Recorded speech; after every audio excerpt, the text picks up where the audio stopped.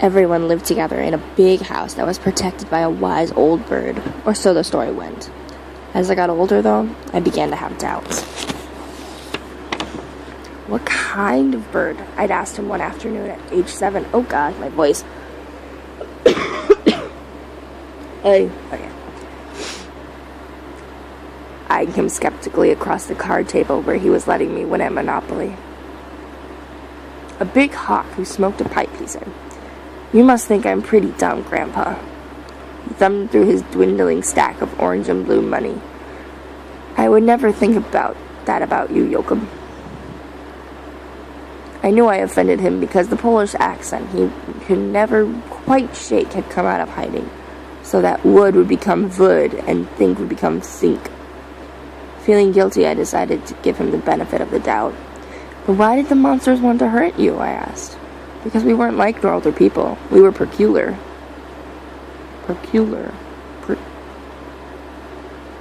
Peculiar. I can't fucking say that word. I hate my life. Okay. Peculiar how? Oh, all sorts of ways, he said. There was a girl who could fly, a boy who had bees living inside of him, a brother and sister who could lift boulders over their heads. It was hard to tell if he was being serious. Then again, my grandfather was not known as a teller of jokes. He frowned, reading the doubt on my face. Fine, you don't have to take my word for it, he said. I have pictures. He pushed back his long chair and went into the house, leaving me alone on the screened-in lanai. A minute later, he came back, holding an old cigar box. I leaned in to look as he drew out 4 wrinkled and yellowing snapshots.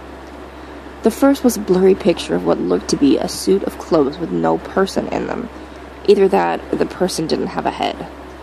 Sure, he's got a head, my grandfather said, grinning, only you can't see it. Why not? Is he invisible? Hey, look at the brain on this one. He raised his eyes up and I'd surprise him with my powers of deduction. Millard, his name was. Funny kid. Sometimes he'd say, Hey, Abe, I know what you did today.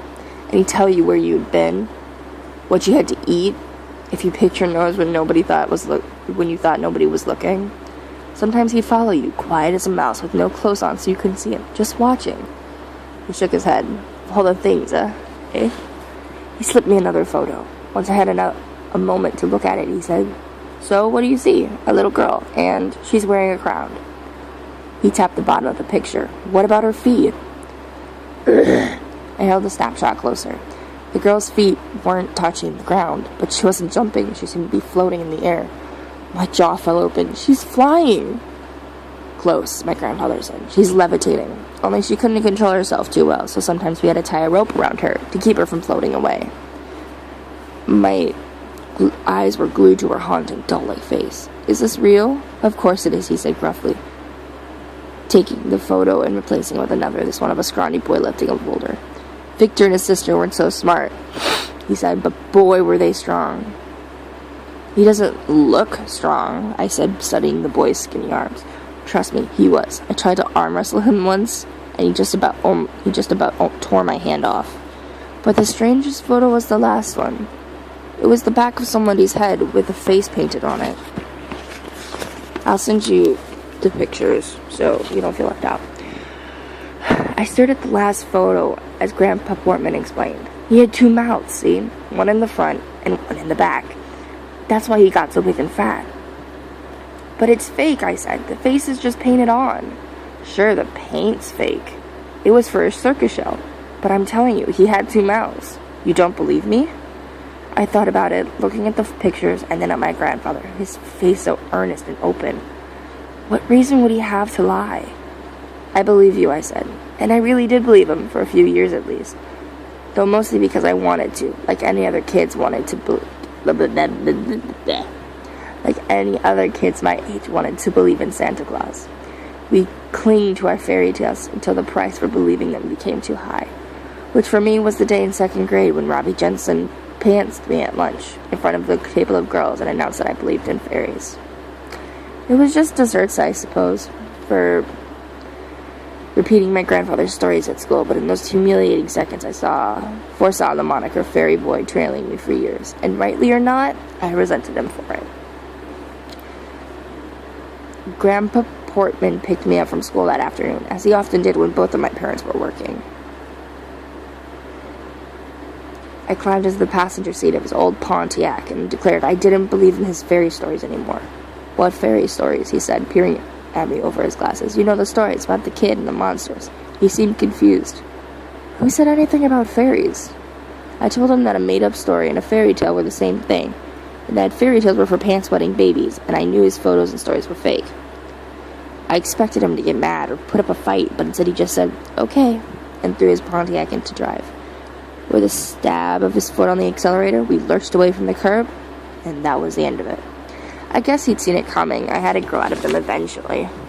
But he dropped the whole thing so quickly, it left me feeling like I had been lied to. I couldn't understand why he made up all that stuff, tricked me into believing that extraordinary things were possible when they weren't.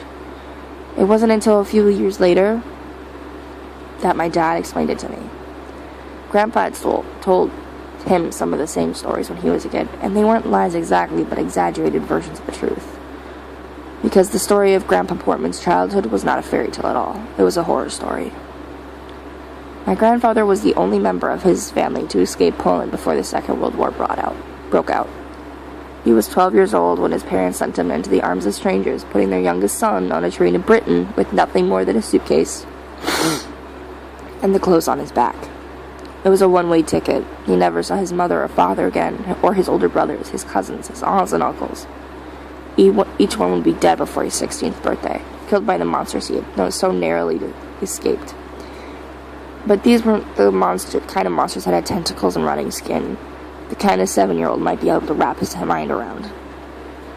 They were monsters with human faces, in crisp uniforms, marching in lockstep, so banal you couldn't recognize them for what they were until it was too late. Like the monsters, the Enchanted Island story was also a truth in disguise. Compared to the horrors of mainland Europe, the children's home that had taken my father in, my grandfather, that had taken in my grandfather must have seemed like a paradise. And so in his stories, it had become one, a safe haven of endless summers and guardian angels and magical children who couldn't really fly or turn invisible or lift boulders, of course. The peculiarity for which they had been hunted was simply their Jewishness. They were orphans of war washed up on that little island in a tide of blood. What made them amazing wasn't that they had miraculous powers. It was that they escaped the ghettos and gas chambers was a miracle enough. I stopped asking my grandfather to tell me stories, and I think secretly he was relieved. An air of mystery closed around the details of his early life. I didn't pry. He had been through hell, and he had a right to his secrets. I felt ashamed for having been jealous of his life, considering the price he had to pay for it.